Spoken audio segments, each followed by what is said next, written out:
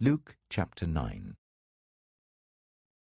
When Jesus had called the 12 together, he gave them power and authority to drive out all demons and to cure diseases. And he sent them out to proclaim the kingdom of God and to heal those who were ill.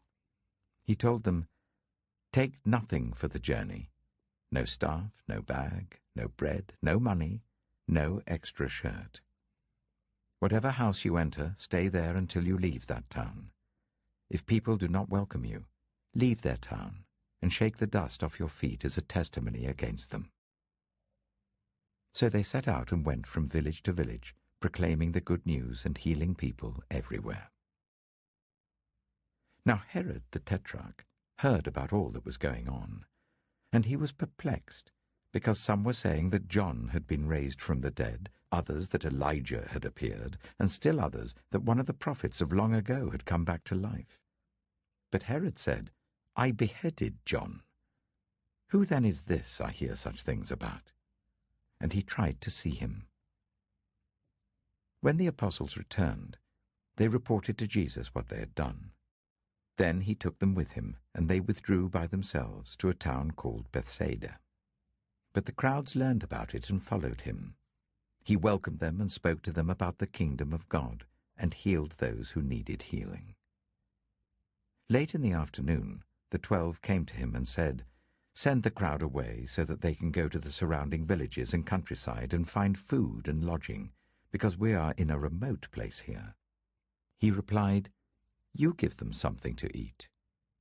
They answered, "We only have 5 loaves of bread and 2 fish, unless we go and buy food for all this crowd." About 5,000 men were there. But he said to his disciples, "Make them sit down in groups of about 50 each." The disciples did so, and everyone sat down. Taking the 5 loaves and the 2 fish, and looking up to heaven, he gave thanks and broke them. Then he gave them to the disciples to distribute to the people. They all ate and were satisfied, and the disciples picked up 12 basketfuls of broken pieces that were left over. Once, when Jesus was praying in private, and his disciples were with him, he asked them, "Who do the crowds say I am?" They replied, "Some say John the Baptist, others say Elijah, and still others that one of the prophets of long ago has come back to life." "But what about you?" he asked. "Who do you say I am?" Peter answered, "God's Messiah." Jesus strictly warned them not to tell this to anyone, and he said, "The Son of Man must suffer many things and be rejected by the elders, the chief priests, and the teachers of the law, and he must be killed, and on the 3rd day be raised to life." Then he said to them all, "Whoever wants to be my disciple must deny themselves and take up their cross daily and follow me. For whoever wants to save their life will lose it, but whoever loses their life for me will save it.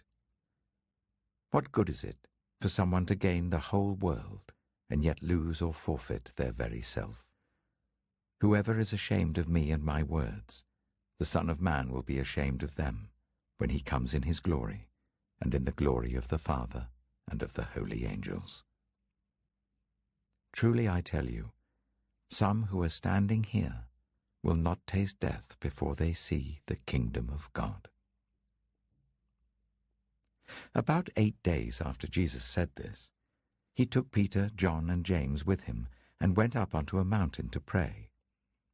As he was praying, the appearance of his face changed, and his clothes became as bright as a flash of lightning. 2 men, Moses and Elijah, appeared in glorious splendor, talking with Jesus. They spoke about his departure, which he was about to bring to fulfillment at Jerusalem.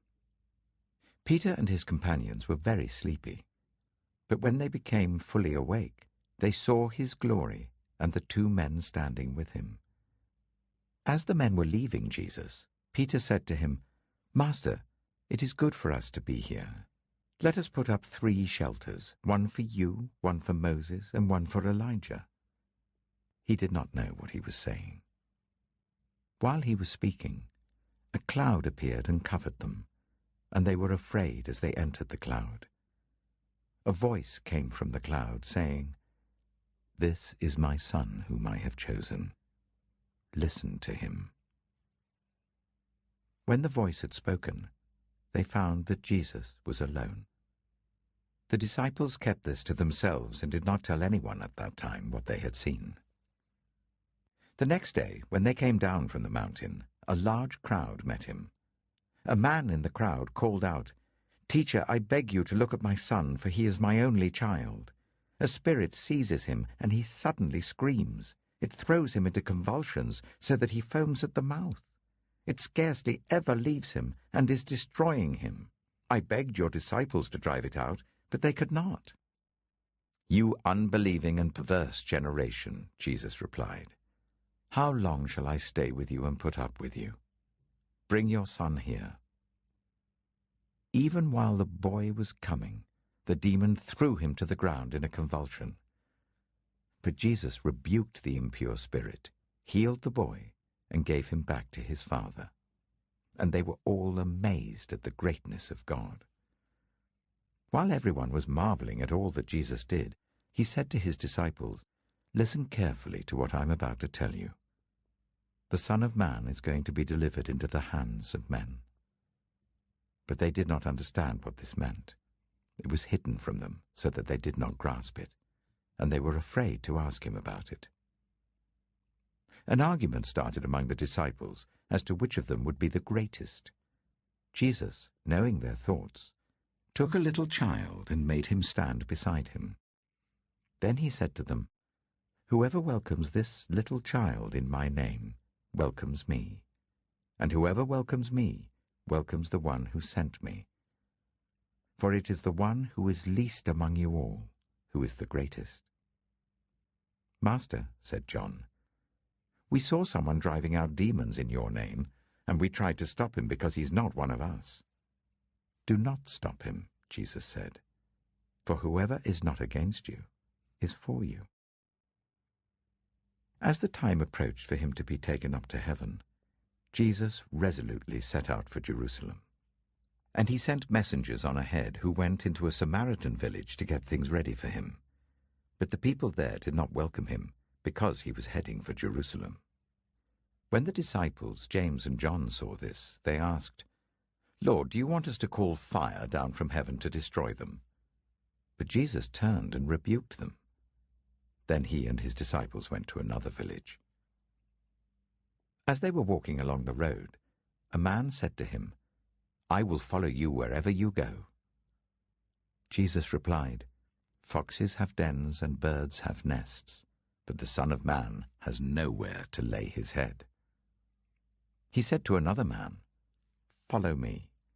But he replied, "Lord, first let me go and bury my father." Jesus said to him, "Let the dead bury their own dead, but you go and proclaim the kingdom of God." Still another said, "I will follow you, Lord, but first let me go back and say goodbye to my family." Jesus replied, "No one who puts a hand to the plough and looks back is fit for service in the kingdom of God."